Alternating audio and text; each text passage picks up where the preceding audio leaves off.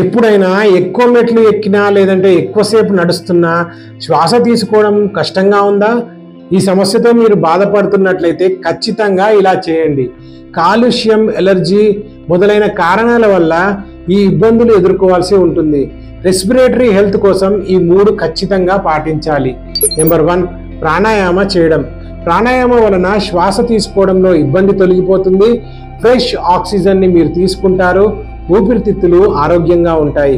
Number 2, సహజ సిద్ధమైన ఆయుర్వేద మూలికలు. యష్టిమధు వంటి మూలికలు శ్వాస తీసుకున్నప్పుడు కలిగే ఇబ్బందుల్ని దూరం చేస్తాయి, మంచిగా శ్వాస తీసుకోవడానికి ప్రోత్సహిస్తాయి. నెంబర్ 3, ఇంటిని బాగా ఉంచుకోవడం. చక్కటి వాతావరణాన్ని మీరు ఏర్పాటు చేసుకోవాలి. కాలుష్యం, ఎలర్జీలు వంటివి లేకుండా శుభ్రంగా ఉంచుకోవాలి.